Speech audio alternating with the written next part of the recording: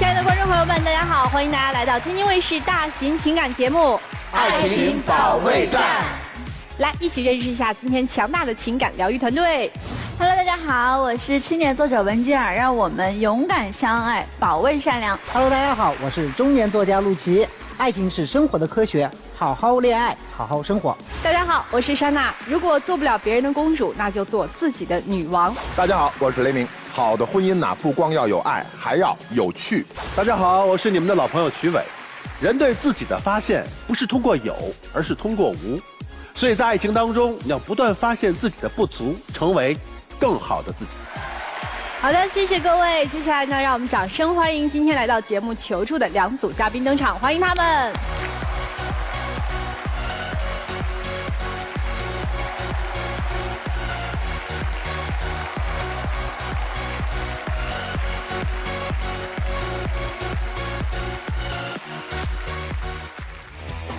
首先要疗愈的是本期第一对情感嘉宾杨先生，35岁，来自广东；会计李女士，36岁，来自广东，全职妈妈。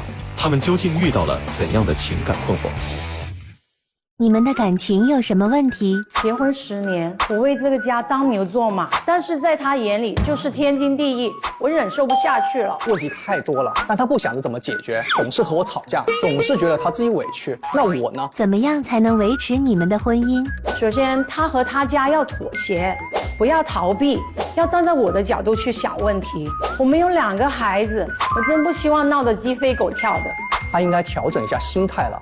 我们都在为这个家做贡献，为什么非得比个高低呢？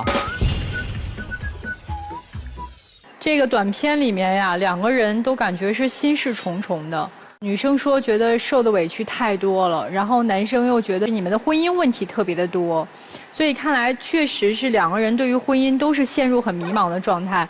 你们2个人结婚已经10年了，对吧？对，10年了。有2孩子啊？对，大的9岁，小的也5岁了。男孩女孩啊？男孩，2个都是男孩。对，都男孩。那就先展开说说吧，你们觉得现在最大的这个问题？好，我来说吧。我就觉得跟他结婚10年了，我觉得跟他过得特别委屈。我生老2之前是有工作的，我为了就是更好的照顾家，因为有老大的经验嘛，我就辞了工作，做了自我牺牲。但是他们全家就觉得这样天经地义的。难道孩子就是我一个人的吗？现在小的就老2也已经5岁了，我就想着也快上小学了，就找一份专职的工作吧。刚好呢又有个朋友介绍一个工作不错的给我，然后家里生活压力也挺大的嘛，房贷什么的还要养2娃，多一份收入也可以减轻负担什么的，就跟他商量。那他不仅不同意，他合着一家人来反对我。什么叫合着一家人反对？我们那个不叫说合着一家人，是我们爸妈，然后还有他爸妈，然后再加上当时介绍我们认识的那个媒人嘛，我们算是开了一个家庭会议，就他是否能去工作这件事情。对，没错，就这件事情，找工作这件事情，我们讨论了一下，大家其实都不是说特别赞同他现在这个节点去找工作，因为还有2、3年，大概我爸妈他们就可以退休，然后就可以帮我们去带一下孩子，啊，我觉得我们都是支持他找工作的，但不一定非得在这个时间点。姑娘，我想问一下，你爸妈也是这个意见吗？不是的，他刚刚说的那个家庭会，其实就是对我的一个批斗会。然后我爸妈其实意见就是说，我爸妈有帮我带大了大娃的，他们家也需要出一部分的力量，就这么想的。但是他们呢，就一昧的数落我，觉得哎，你要以家庭为重，一切以孩子为中心。哎，所以老大当年为什么没让爷爷奶奶过来帮忙呢？其实当初生老大的时候，我呢休完产假之后呢，就是要回去上班，我就是希望爷爷奶奶过来帮忙带的。那我一跟爷爷奶奶说了，爷爷奶奶说，哎，孩子这么小，我们怎么懂得照顾呀？你要不然请个人吧。我现在想请个人吧，还得要花钱吗？那我们当时经济也一般般。外人我也觉得不太放心，因为孩子毕竟还小，他们就说那这样你还看看怎么解决，就不想管。后面我就去请求我爸妈，就一把屎一把尿帮我把大宝拉扯到了上幼儿园。但是现在你看，问题又来了一个，当时大宝解决了啊，二宝我自己带没问题，我已经带到这么大了，那合着你们家里人也要出一点力量吧，不要总是说我和我爸妈牺牲。首先啊，我很感谢我岳父岳母，其实他们也很辛苦，这我也知道，我老婆也很辛苦，我也知道，我也清楚。其实我爸妈也有在现在他想找工作的这个节骨点提出一些方案，就说找一个人去帮忙带，费用他们也可以负责。但是目前为止没有找到合适的，是吧？而且确实找工作现在机会不是特别多，那过个2、3年。说不准机会就越来越多了。其实他就想捆我在家里。为什么生二宝？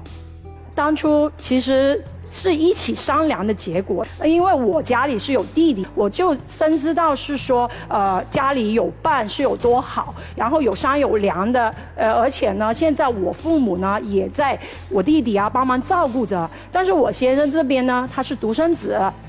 他从来都是一个人，然后我就觉得，哎，大宝又大了，我们商量一下要不要个二宝吧。当时候我跟他提这个事情的时候，他正在做一个很重要的事情，说调职调薪的阶段。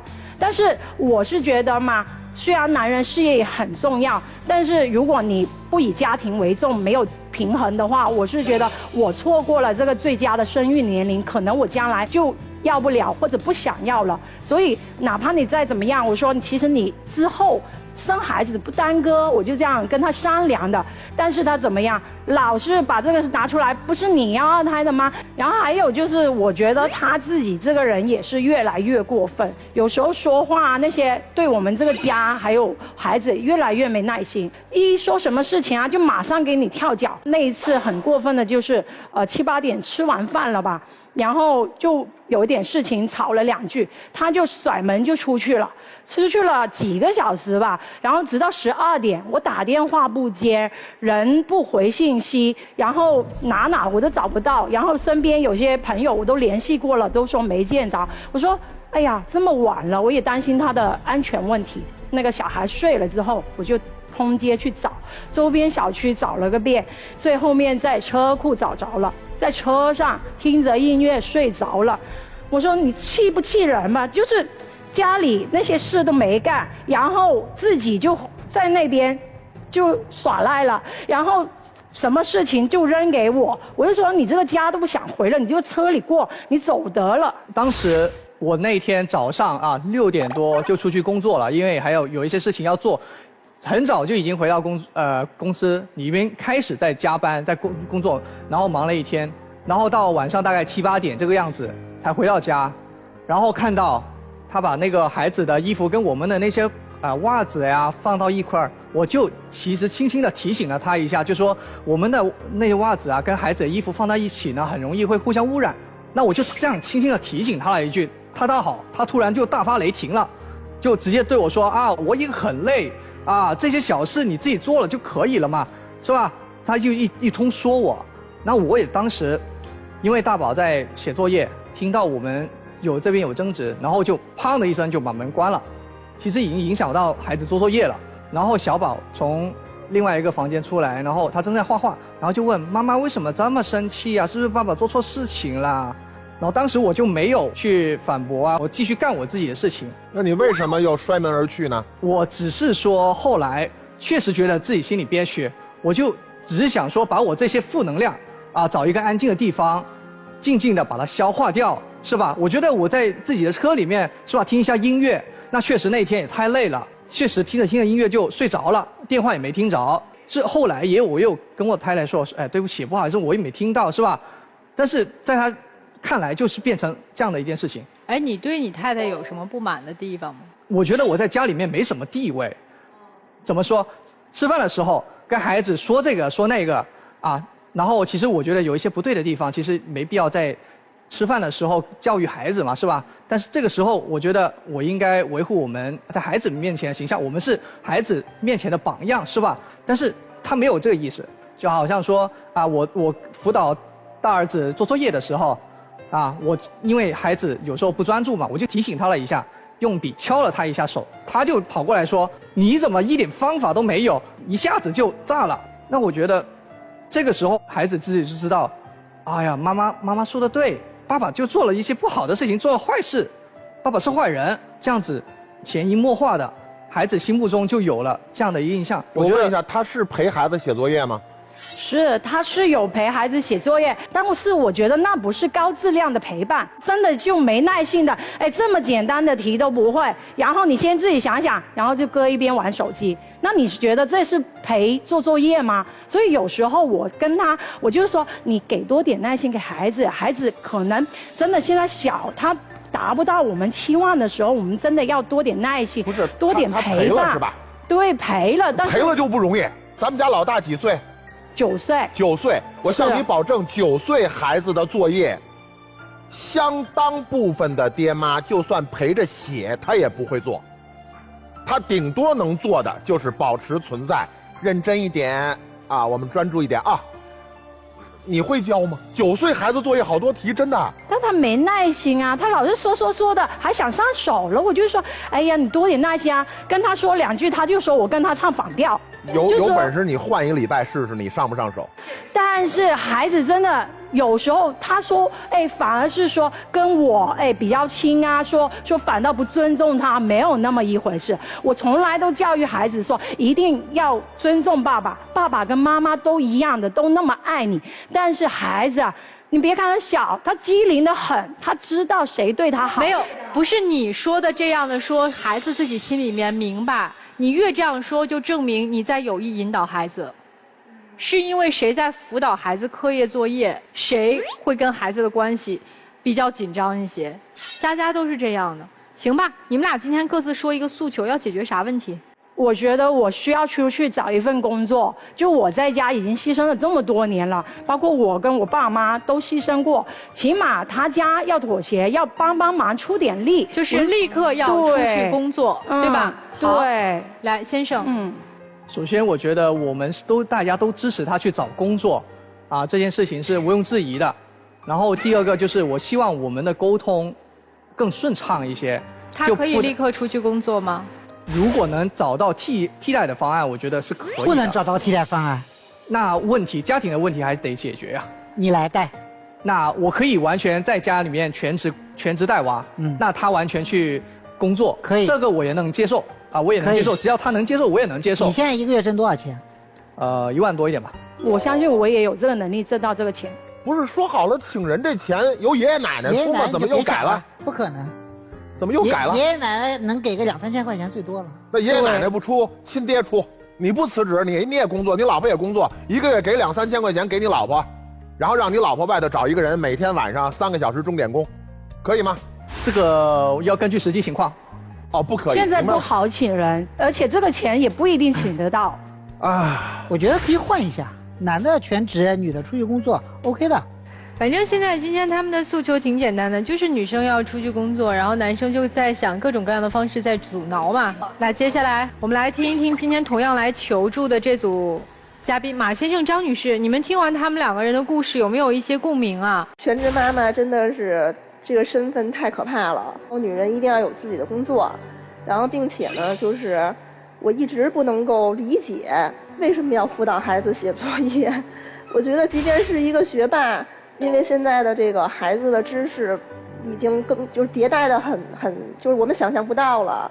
我觉得有什么样的这个专业性还是资格能够把孩子辅导好，然后并且还会事与愿违，产生一系列想象不到的关系紧张的矛盾。我觉得其实一开始就不应该做这件事情。其实我很羡慕他们在相对年轻的时候就结婚，而且我也很羡慕他们有2个可爱的宝宝。哦。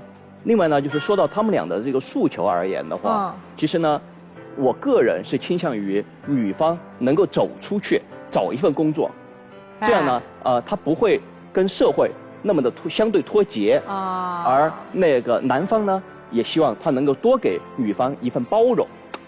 所以你是支持女生出去工作的，对吧？是的，我支持女方出去工作，然后呢，也希望男方呢能够更多一些时间。陪到自己的宝宝，更多的时间，爱护自己的妻子。好，谢谢马先生。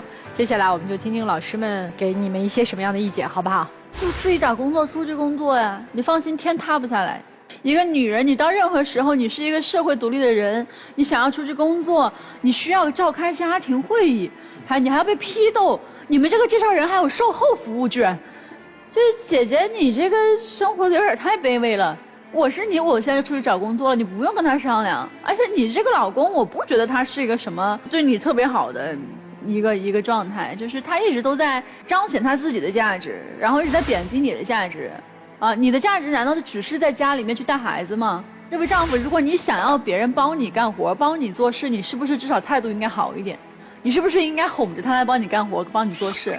而不是让所有人站在他的对立面，你去孤立他是没有用的。另外还有这个李女士，你实在是与这个社会太脱节了，就她在与这个社会脱节以后，你的孩子跟她一模一样，没有独立思考的能力，没有大脑。你们老是说什么为孩子好，为孩子好，我觉得根本就不是，你就是打着一个为孩子好的名义，我觉得你就是想把他箍在家里面，然后你好像在一个很高高在上的位置，我觉得这是你个人的一个认知问题，这个您要稍微提高一点，要开放一下，给别人走出去的机会，也给自己一点机会，因为你不能保证你这个活能一直干得下去，干得非常的好。这是从一个家庭结构的稳定性，从您孩子未来的发展，从你的这个老婆她不会抑郁，内分泌不会失调，我觉得她出去工作是一举多得的事情。您不要只站在说以一个视角去看问题，你替你的孩子多想想吧，既然你这么爱孩子的份上。还有说什么关于这个什么生二宝的问题，一个人是生不出来一个孩子的，不要老说是因为你要生，你不配合他生不了。杨先生，你所有说话的方式都是一样啊，我毋庸置疑，我们都是支持他的，这种冠冕堂皇的话你就不要拿到我这边来说了，对吧？你那么毋庸置疑的话，他早就已经出去工作了，何至于还站在我们这个舞台上呢？第二个是啊，我就要跟太太说一下，我是非常非常不建议女性回归家庭当全职主妇的。你说你现在难，你说60年代那些爹妈难道他们不难吗？他们双职工啊，家里面也是1个2个的孩子，那么多年都撑下来了，他们怎么过来的？凭什么我们现在说我受不了了，我得回家，都是自己内心的懒惰。所以我知道你有多难，什么隐形劳动、情绪劳动，是吧？这些东西我都懂，但是你永远记住一点，是你自己选择了待在舒适圈内。所以既然你现在选择了你要跳出来，不会有人支持你的。为什么？因为中国的家庭他最擅长的是什么？叫辅助者认定，他就是需要有一个辅助者。你愿意当一个辅助者，那就把你认定为辅助者。你既然已经被认定为辅助者了，那所有人好了，你就辅助所有人就好了。他是挣钱的，那当然得听他的，钱在他爹妈手里面，当然得听他爹妈的。所以你永远期盼一个救世主掉下来，没有救世主，只能靠自己。第三个是我再给你们撕一下伪善的面具，你们这个事儿有那么难吗？一个9岁，一个5岁，俩孩子，我给你安排一下生活，很简单，你们俩都出去工作，我都不需要你回来当全职家庭主妇。早上1个人送1个孩子上学，然后俩孩子都在学校吃饭，到了晚上你出2000，你出2000，1个月4000块钱，雇一个钟点工，3小时来给你们做一顿饭，你们自己接娃，行不行？可以，没问题，也没问题，对不对？那么好了，所以我跟你讲，事情永远没有那么难，无非就是大家承担一点损失。你老婆已经为这个家付出那么多，现在只不过让你承担一点点损失。好，你爹妈不能管这个东西，我觉得 OK 的。为什么？老人是可以不管的。对，老人没有这个责任，是可以的。那我们自己吃点苦，那怎么办呢？你现在要工作，对不对？要工作你就得自己背上来。孩子是你自己要生的，对不对？你们2个人都同意的，那就自己背上身。所以人永远靠自己去奋斗，只有就是你想要好工作，你得自己奋斗；你想要出去工作，也得自己奋斗。我们中国女性所有的地位几十年来都是靠自己奋斗来的，没有救世主天上掉下来的。所以呢，大家如果都想找陆琪老师来解决你们的情感困惑或者问题的话，欢迎大家去搜索陆琪老师的微信公众号，你们就可以找到陆琪老师帮大家解决问题了。而且呢，如果你要提你是爱情保卫战的忠实粉丝的话，还可以获得新人礼包。我特别想跟王女士说2句，我建议你等节目在播出的时候，你一定要看一下这期节目的播出。为什么？你看一看怨妇长什么样，当我们没有办法改变我们身边的人的时候，我们一定要从自己身上找问题，这样你的世界才能发生改变呀。所以我给你一个非常非常真诚的建议，就是你一定要去看这期节目的播出，看看自己的状态。接下来就说全职妈妈的这个问题。全职妈妈这个问题，我曾经在生娃的时候也遇到过呀。因为我的这个工作很特殊啊，你是否还能继续在这个舞台上工作呀？你是怀着宝宝的时候，你能不能在这个舞台上？我一直坚持到生产前9个月的时候，然后生完了之后，月子做了42天，立刻返回职场。为什么？我心中就一个坚定的信念，我打死都不能当全职妈妈，我再难我都要扛下来。我们家没有任何老人帮忙带娃，因为我知道只要老人一掺和进来，就他们有权主宰我的生活。你只有自己去克服一切的困难，把自己的生活摆平，你才有资格不让别人指手画脚你的生活。非常难，有一段时间我特别难，难道我自己不知道该怎么办的时候，但是我觉得咬牙坚持的一件事情就是，我是一定要有自己的事业，有自己的工作，有自己的一片天地。因为我觉得有一点很重要，你想让自己的孩子成为什么样的人，妈妈就必须先成为那样的人。所以你想让你的儿子坚韧起来，你想让你的儿子未来成为什么样的男人，你就要向那个方向去努力。我得先成为这样的人啊。对爹也是同样的，如果你不想让你的儿子以后成为一个碰到任何的事情啪先甩锅的一个男人的话，是一个真正顶天立地的男子汉的话，你先承担起来所有的责任。这就是我想跟你们说的关于全职妈妈的，其他的没有什么要说的了。谢谢二位。杨先生一个月挣1万多块钱，是的，是吧？对。每个月给多少钱给老婆？其实他基本上没怎么给家用。多少年没给过老婆家用了？就我全职带娃这5年呀，都没给过。这5年都没给过是吧？对啊，因为他这边也背负着那你的生活来源是什么？车贷呀，我自己也有工作的嘛，那钱都是我自己攒下来的。这样啊，按刚才陆琪老师说的，不是公婆愿意给钱吗？管他够不够，先拿来，拿来，我妈来带这娃，扛3月，我有工作了，我补，就能够了吧？可以。落袋为安，人家都同意了，你不先拿来，你琢磨什么呢，孩子？可以吗，杨先生？可以啊。公婆答应一个月给多少？3000到4000吧。咱们就取个平均值，咱别老说那个上下浮动的话，取个平均值。公婆一个月给3500，这个我要跟我爸妈商量，他要确定嘛，是吧？注意啊，他要确定下来，我才给，毕竟给钱的不是我呀。你老公特别明白，是吧？在现场，哪怕他把我们都糊弄了，回到家你更好糊弄，知道吗，李女士？知道北方话什么叫糊弄吗？他一直都是这样。知道什么叫糊弄吗？明白，就是骗。所以我要是你，直接让妈妈过来帮我带娃，咬紧牙关3个月，出去头破血流也得找个工作。这个工作哪怕让我鼻青脸肿，让我无比狼狈，我也得找一个了。就是你们夫妻2个但1对1的时候，你们的对话逻辑，一个含含糊糊，所有的事情左右吧，上下吧，可以吧，我得先跟我妈商量吧，没有一句痛快话。另外一个是糊弄几句就晕了。在这种情况下，我认为你真得找工作。知道应该怎么做了吗？知道。李女士应该怎么做呀？我是应该先问一下你家拿多少钱过来，如果可以是怎么数，先拿出来，要不然我就让我妈来。如果再糊弄你怎么办？再糊弄我直接撂挑子不干，我先去干活，他们就会有人来干活了。然也。然也，明白了吗？明白了。好嘞。丈夫是做什么工作的？财会。对。财会人员最起码的素质是什么？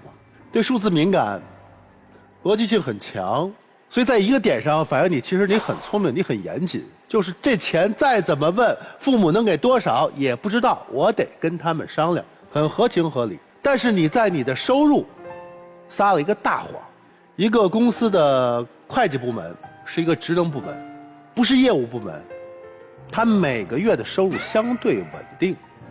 即使每个公司不一样的绩效，那年底或者年终，但大概其差不多，对吧？我说的没错吧？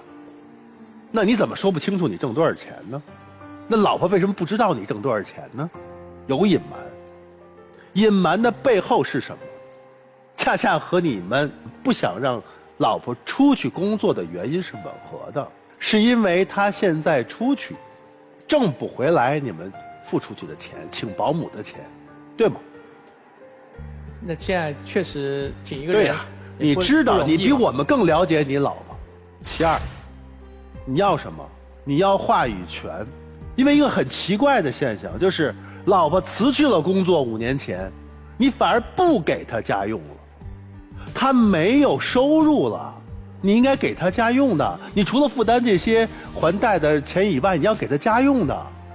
那你知道她的那些花出去的钱是从哪儿来？那是她的积蓄，对吧？你要掏空她的积蓄，你要掌控这个家，你要这个家里的话语权，你说了算。所以，你特别介意老婆在孩子面前说你的不是。她想出去，一方面是为了挣钱，因为她觉得我出去能给家里多一些家用，因为她觉得现在压力很大。那实际家里的支出财务情况到底是什么？你为什么这么稳？你是一个会计，你知道我们家如果每个月都是月光的话，你能这么稳得住吗？所以，敞开心扉，交你心里那笔账给到他，好吗？至于出去不出去，什么时候出去，你们商量着办。你呀，应该去闯一闯，但是在闯社会之前，咱先把家里这点事儿搞清楚，否则你出去后院会起火的。好，谢谢曲总。接下来你们2个人坐那儿想一想，刚才大家说的这些话有没有一些启发？我们来换上我们今天的第2组嘉宾。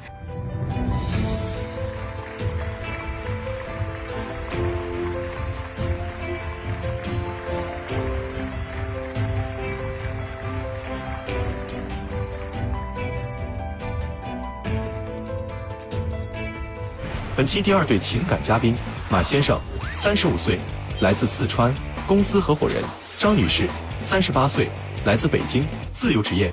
那么，他们又遇到了怎样的情感困惑？你们的感情遇到什么困难？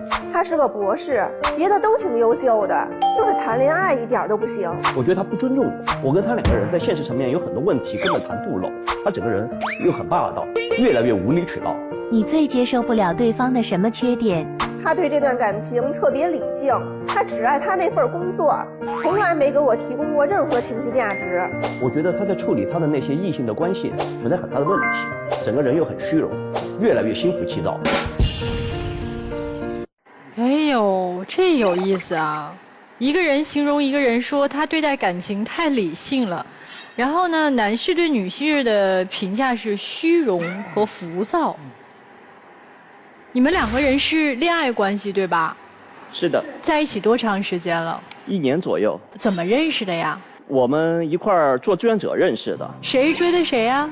是我追的他。哦。当时就觉得他跟我之前认识的那些女孩、接触的那些女孩不一样。嗯。我觉得她是一个特别善良、特别单纯，而且特别真挚的一个女孩。嗯。然后后边进一步了解，之前呢也在一家外企做 HR， 工作能力也很强的。所以说我觉得，哎，这个女孩，哎，确实还不错。她也单身，我也单身。然后那要不就我们俩发展一步。就在一起了哈。是的。刚刚在一起的时候，是不是感觉还都挺好的呀？3个月的蜜月期嘛，感情肯定还是甜蜜会多一些。但是后边随着时间的发展，有些现实问题呢，也逐步的就呈现出来了。来，那咱就说说啥现实问题呈现出来了。因为交往了一段时间之后嘛，他呢就知道我父母在成都呢是已经有7套房了。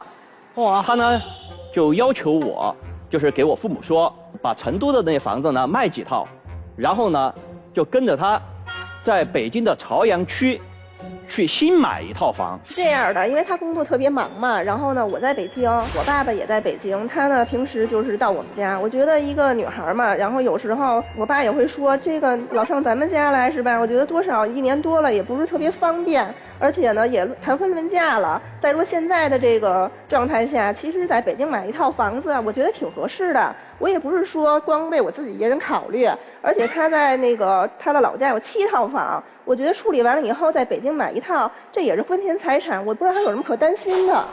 啊，就是这个房子不用写你名是吧？不用写我的名字，因为我有房子。就这件事情，咱们必须厘定一件事儿。您承不承认，他要求您在成都不管卖几套房，您在北京在婚前买1套房不加他名字，您承不承认他确实没有在财产上有什么考虑？我承认。承认。您觉得他为什么要在北京让您名下有不动产？我想的呢，可能就是让我呢在北京有套房子，然后呢就稳定下来，然后呢就是能够跟他踏踏实实在北京生活。对了，所以您是不是觉得他这个要求也是他对您这段关系当真的一个表现？这个我是认可的。好嘞，那就行了。他的问题是为什么要卖我爸妈的房子？对，所以我追问一下男士，就是你对他有意见，是因为那是我爸妈的，你别惦记，还是说你压根就没有想在北京买房，没这个规划？我是有规划在北京买房，但是在北京买房的前提是靠我自己的能力在北京买房。所以呢，我就觉得是不是一方面也有他父母不同意我的意思？因为我3番5次的跟他提，现在我俩相处1年多，谈婚论嫁了，他从来不让我见他爸妈。然后我在北京，我爸生活在北京，他见我们家人倒是很习惯。所以我也刚才就是说这个房子这个事儿。为啥不让他见你爸妈呢？不让他见我爸妈呢，确实有些现实层面的考虑。啥？因为毕竟我是个博士，他是个专科，而且呢，我俩呢在年龄这方面呢，确实呢也有那么几岁的差距。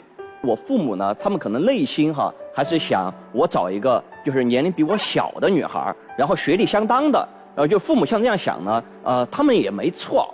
另外呢，其实我父母呢还有一些小心思，就是他们可能因为毕竟独生子女嘛，他们可能更倾向于我不是在北京打拼，而是就是回到成都。哎呦，所以他为啥？那这2点可都是女孩介意的。那我请问您，针对父母的意见，您的应对是什么？针对父母的意见，我的应对就是，我想的是，因为他目前不是自由职业嘛，然后他如果能够就是找到一份相对稳定的工作，一份全职的工作之后。然后这个时候我借这个契机，然后带着他大大方方的回去见我父母。那不还是学历上有差距吗？一个专科，一个博士，年龄不是还是没改变吗？这到底是你父母的介意还是你的介意啊？年龄和学历的差距是我父母的建议，但是目前而言，他没有一份稳定的工作，这是你的建议。这个是我的建议。如果满足了他有一份相对稳定的工作，这样我也有一个相对充足的理由，能够大大方方的把他带回去见我父母。明白了。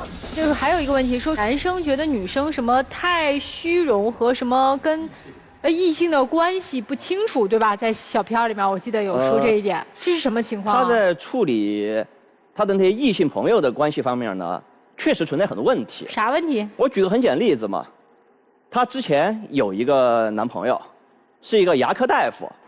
他现在牙齿出现了问题之后，他还去找那个大夫，这我就很不理解。而且为了这个事儿，我是提出了我的方案，就是说在北京，我可以帮您联系到就是3甲医院的专业的牙科大夫。然后你为什么你这牙齿有病，你老要去找你的前男友？我工作不是不稳定吗？我找他的时候他多少还能给我有一些优惠呀。而且我还跟他说，你要是不放心，你陪我去。他也不陪我去，你这不是无理取闹吗？她还有一个男闺蜜。她这个男闺蜜，他们2人认识30多年了。我特别不喜欢这个男人。为啥？我们一块聚会的时候，她的这个男闺蜜就会当着那么多的人，问我，就说：“哎，你不是博士吗？你这去年挣了多少钱呀？你兜里边有多少存款呀？”然后我就实话实说呗，我这因为是刚毕业，去年呢这个也挣了就不到20万，现在呢存款呢也没多少。然后他就奚落我呀，他就说：“啊，你还博士呢，结果才挣这么一点呀。”我心里面就想，你这搞不搞笑呀？你一个工作了10多年，然后现在混得连就是社保都没有的这么一个人，来奚落我一个刚刚毕业的人，然后目前而言现阶段挣不了钱。我觉得他这话听着也没毛病。而且这个都还不是气人的。气人啥？气人的是他当着我的面就说，在他的心目当中，永远给他留下一个位置。说这话这会儿，女士你在场吗？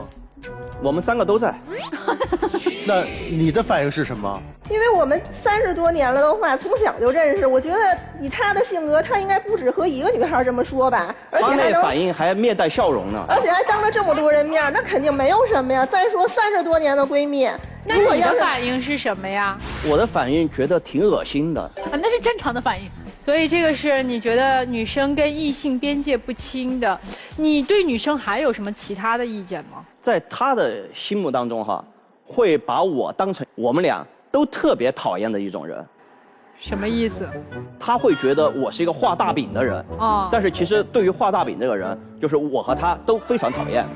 那为什么他会觉得你是个画大饼的人呢？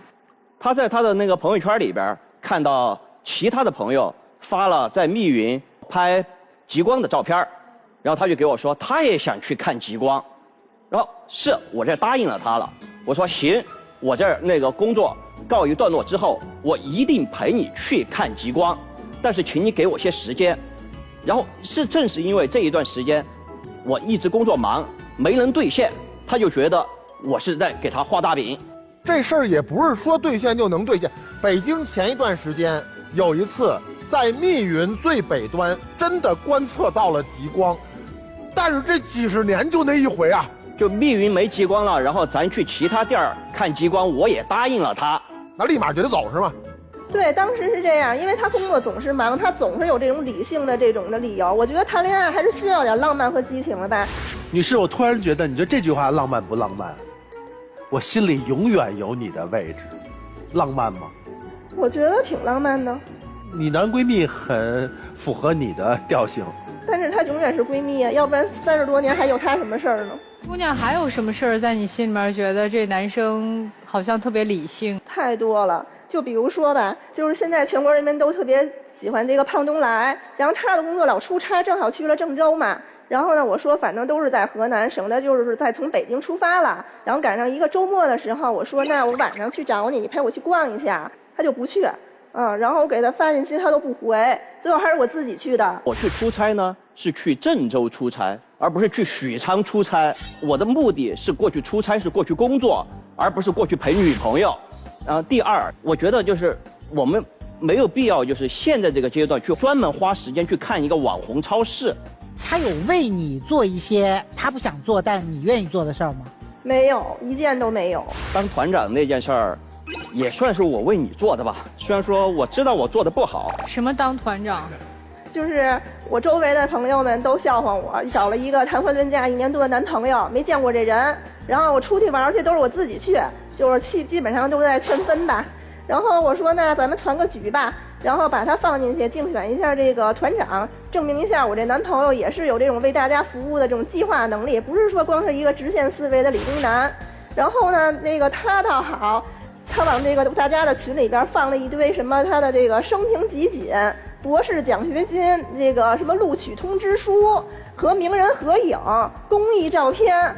其实我就是直线思维嘛，他不是要想让我在他朋友面前证明一下自己的能力嘛。然后我想，那最直接的方式，我就把我发给甲方的那些资料撂到群上边，这不就最简单了吗？我这资料我今天有带来吧？我们能看看你怎么发到群里面的吗？与前辈合影、个人收藏、公益活动、参加文化活动、手绘旅游、登山露营、博士录取通知书，就这些都发群里了是吧？对，还是压缩包。你朋友们都怎么评价呀？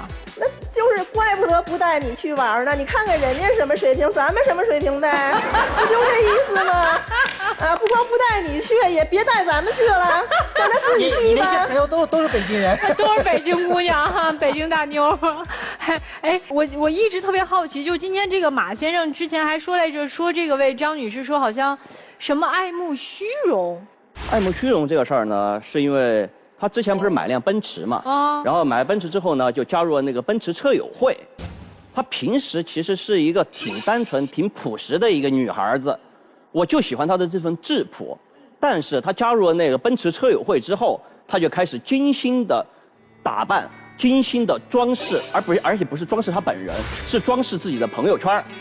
他去就是下载了一个 AI 软件，然后把自己的那些照片啊那些传到这个 AI 软件上边，生成各种各样的，展现出自己生活无比奢华糜烂、无比丰富多彩奢华糜烂视频。来看一眼奢华糜烂，看一眼呗。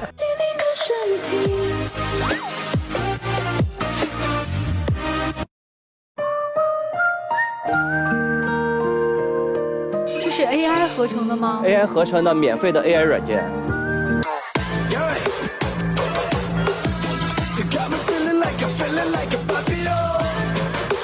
他没干这件事，他能给他弄成这样啊？其实有的我还进行了2次的创作，我就是觉得娱乐自己、娱乐大家，这个没有什么的，挺好，挺好，而且挺好玩的。对，我就是觉得挺高兴。我不知道他为什么会把自己女朋友形容成这样。但是有一个啊，第一个就是一个女性在那儿美来美去，对吧？第二个是一个女性啊，参加酒会被好多男性包围。第三个呢，就是一个 DJ， 您觉得哪个糜烂？如果说“糜烂”这个词语呢，您是刚才自己说的啊？确实用的可能有点狠啊。但是，就是我之所以不喜欢这些视频，是因为这些视频里边呈现的他和他现实生活的呢，他完全不是一个人。你们俩今天来的这个最大的诉求是什么呢？你俩谁要来呀？是我主动申请过来的。因为我一直读书上来，然后后边要创业。所以说呢，其实感情经历这方面呢，可能确实比较少。然后呢，就是我跟他2个人到底是否走下去，这个呢，我现在心里边呢还打个问号。哎，你们打算结婚生孩子吗？之所以就是恋爱结婚，肯定也是奔着就是去结婚生孩子去的。但是呢，就是在相处1年之后呢，也有那么多问题，就真的很难以调和。你愿意结婚生孩子吗？我是要结婚要孩子，要结婚要孩子，您呢？丁克，这个他是同意的。哎，他不同意，刚才他要孩子呀，他跟我说的是同意的，当时。那个是因为就是，我还是要为他做出一些妥协嘛，为他做出一些牺牲，所以说呢，就是要孩子这个为孩子这个要孩子这个事儿呢，他确实不愿意，然后我们之前也商量过。然后最后的结果呢，就是这个事儿我们可以缓一缓。但恕我直言啊，女孩的年龄也缓不了多久了，所以你们得想清楚哦。所以你看这问题还是挺大的。咱先问问今天第一组来求助的，杨先生和李女士，你们怎么看他们的问题？就是他们之间是足够相爱的话，其实很多矛盾都可以解决。但是你说要是这个问题谈不拢，那其实你们真的要想清楚。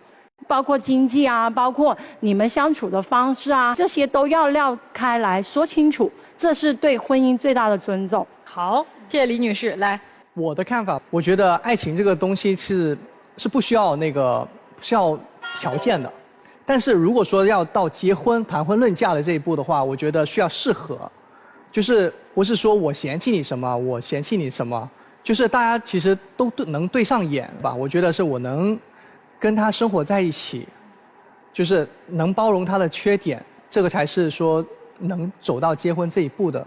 来吧，接下来我们来听听各位老师的建议。分手吧，有什么好说的呢？大哥，我觉得你对他的一些打压太明显了。这个姐姐身上有她灿烂美好开花的地方，只是那些在你的眼里，她跟你的价值观是不符的。你一直在强调说你要找一个淳朴的人，淳朴的人，淳朴的人。说实话，你有一点要跟这个姐姐学习。她在这个社会中，她融入得很好，但是您跟社会也脱节了一段时间，因为一直在高校里面嘛。其实高校里面跟你出来创业是完全2个不一样的战场。所以其实很多我觉得人情世故方面，你其实是可以跟姐姐学习的。至少她的朋友跟她都还挺玩得到一块儿的。还有一个就是您说那个你父母嘛，一个是因为觉得你们俩学历上的差距，还有年龄上的问题。其实，在你第一次你父母跟你说这个话的时候，你就可以跟他提分手了，没有必要互相的纠缠和蹉跎，以此来证明我是一个负责任的人，不是我主动想要放弃你的，没有关系。我觉得谁放弃谁都没有关系，但是要说出来，要敞亮的说出来。还有一个姐姐，就是我为什么也劝你们俩分手，是因为你跟他在一起你会痛苦。他其实内心还是比较传统的，他对他的人生是有那种战略眼光的人，他知道了他什么时候阶段应该做什么事情，而且他对自己有一个非常明白的，就是科学的，他可能自己心里有一个表，就阶段性的我要干什么，我要达到什么样的成绩，我能做到什么。所以您在他身上你喜欢的那种生活，你想要人家来欣赏你，你想要别人来就是给你提供这些情绪价值并且理解你，他绝对不是个这样的人。就他不会让你快乐，姐姐，你的快乐我们都能够欣赏，但是他不能欣赏，那说明这个人他就不对。他有他的人生，他有他的星辰大海，就你也有你的快乐之路。我觉得你们俩现在就立刻分开。我觉得谁也就是我们不要去埋怨或者指责对方什么，你们各自都很优秀，各自都会有很快乐的生活，会过得很好的。你们这段情感吧，确实有点鸡肋啊。鸡肋的原因在于马先生啊，你是一个真正的精致的利己主义者。你看他所有的事情他都在看，他能够接受你的点是什么？比如说你的年纪是目前他可以接受，但他父母不能接受的。学历，他肯定向你提出过要你提升学历，有没有？对不对？好，工作他要你改。包括很多的事情都要你改，为什么？他要让你更多的部分进入他能够接受的那个重叠区域，不重叠那个部分他接受不了，这就是问题所在了。兄弟，就是爱是什么？爱是兼容和包容，你没有办法去兼容更多的东西，所以你和一个北京姑娘以及北京姑娘的生活圈、朋友圈交叠在一起的时候，你有很大的不适应感。我没有说你有问题啊，但是你对于爱的投入真的太少了。其实以你们两个人的年纪，包括审美各种角度，你们俩其实挺合适的，结婚上面很合适。但是你们有几个非常严重的关键节点没有在重叠区，比如说孩子，比如说房子，比如说你家庭很重视的一些东西，再比如说，其实我认为你大概率将来有可能是要回到成都的。你现在创业成功那没问题，但如果你创业失败呢？我相信你们家在成都有很多资源，7套房的，不是开玩笑的。到那个时候他怎么办？从这种角度上来看，我觉得你们相互换个位置来思考一下。姑娘，你用他的精致利己主义，你来思考一下，他如果有一天他要回到成都，你该怎么办？你想一下，你要的一个姑娘，究竟你愿意包容和兼容她多少？通过这种角度相互交叉的去思考一下，然后再来决定今天要不要继续下去。谢谢陆琪老师。如果大家都想找陆琪老师帮你们解决情感问题或者情感困惑的话，现在有一个方法非常的简单啊，大家去微信搜索陆琪老师的微信公众号，你们就可以找到他了。记得要提一下自己是爱情保卫战的忠实粉丝，就可以获得新人大礼包。我说点接地气儿的，就是特别落地的话。你俩这个年龄，其实说实话，找对象都挺难的了，肯定家里面各种催，朋友也到处给介绍，俩人又都属于那种我必须得按照自己的意愿自己去接触一个，甚至可能会比较不太愿意去相亲，因为可能相亲也相了无数遍了，没有碰到合适的，对不对？我们越找越难，越找越难，是为什么？是发现你挑剔的目光从来没有变过。如果你想要让一段恋情或者一段亲密关系能够长久的相处下去的时候，有的时候我们确实是需要更强的包容心的。但是有一个大前提是，我得特别特别爱这个人。为什么我们说一定要找一个爱的人结婚？是因为未来的婚姻生活和未来的日子，它会被你的一地的鸡毛蒜皮和鸡零狗碎把爱消耗没有的。如果连爱的这份支撑都没有的话，你们的关系会很快结束。你们现在就是这样，面对了很多实际的问题，爱的能力不足够的强大，所以开始产生了各种各样看对方不顺眼的事情出现了。所以我倒是觉得，如果你们真的没有看上彼此的话，或者说现在发现了彼此身上有很多的问题是自己包容不了的，那我们就不要浪费时间了，大家说清楚就好。其他的没有什么了，我只是帮你们更多的去认清自己和这段感情，就这样。实事求是的傲慢是不是傲慢？我们刚认识的时候，你在一个外企做 HR， 现在你要有稳定工作哦。你那些视频，很多女性都喜欢拍，那个对于很多女性来说，就是一个尚未磨灭的小梦想。迷了。我就是来郑州出差的，我不是来郑州去逛一个网红超市的。实事求是，每句话每个字都是真的。一个混到今天连社保都没有的人，居然敢说在我面前说他心里永远有你的位置，恶心！首先，一个男闺蜜冒犯了你的男朋友，你男朋友说他恶心，我成立。为什么一定要加上一个混到今天居然连社保都没有，还有意思在我一个博士面前说他心里一直有你的位置？恶心！为什么这么多前缀？另外，我再告诉你一个傲慢啊，你以为他35、6了？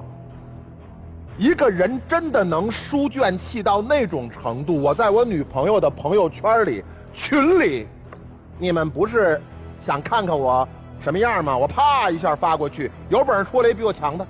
虚荣。那所有的东西发在那里哦，啪啪的响哦。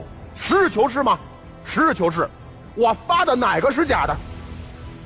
实事求是的傲慢都不容你否定，但是心甘情愿，你就可以忍，因为你真的不耽误什么。所以我说完了，我不认为您这个傲慢不对，可以继续。就是我相信有人会愿意仰视，有可能就是他愿意仰视，但是这种仰视，你能给他多少空间？我想说说我认为最核心的事情，真诚。我个人不认为你们俩没有在一起的可能性。我说我几个我看到的真相哈。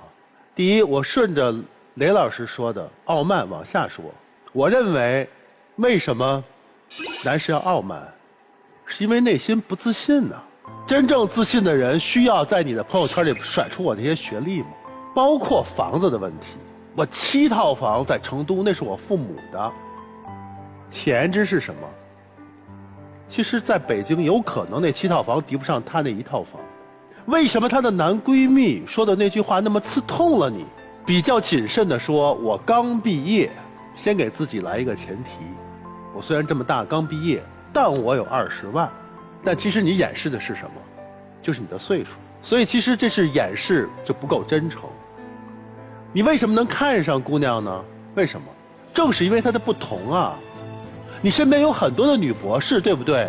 是的。她们有对等的学历，有稳定的工作，但是没有感觉呀。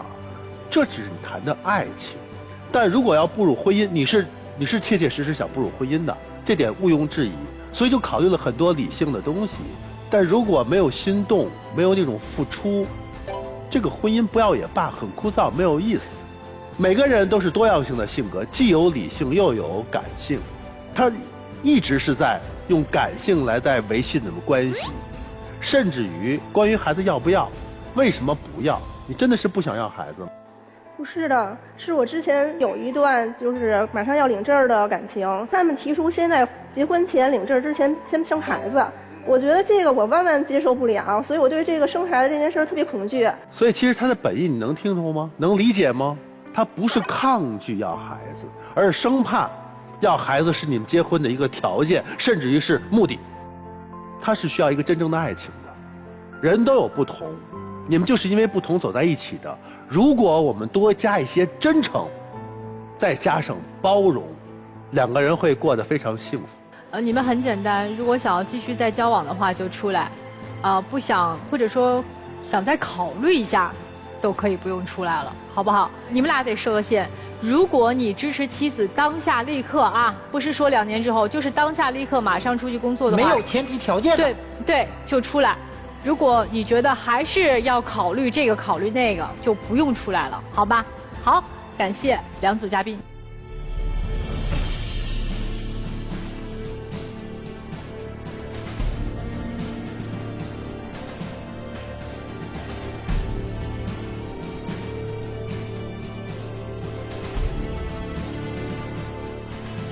揭晓答案之前呢，要提醒一下电视机前的观众朋友们，登录优酷视频、腾讯视频收看节目的完整内容。来，我们来揭晓我们今天第一组嘉宾杨先生和林女士的结果。3、2、1，请开门。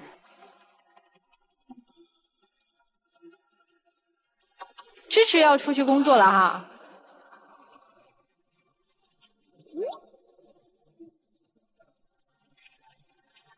来，杨先生咋想的？跟我们说说。首先，我想说2个感谢吧。首先，感谢各位老师在刚刚那个环节，对于我们的双方的一个指导啊，这个是我很感谢的。第二个是感谢我老婆对我一直的包容，所以我觉得她愿意去工作，她想去工作，我觉得可以。都答应。好，全力支持是吧？真好，真好。谢谢我先生的支持，我觉得我也需要好好工作，找回自我价值，找回我首先是一个女人、女生，然后我自己存在这个世界上的意义。好好抱抱对方吧。老婆辛苦了。谢谢。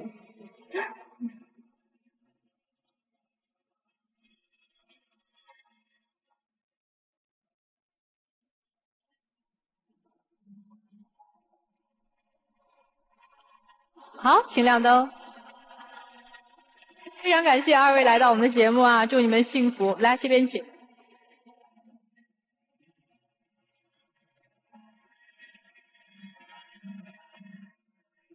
来，我们接下来就要揭晓我们今天第2组嘉宾了。这有点悬念。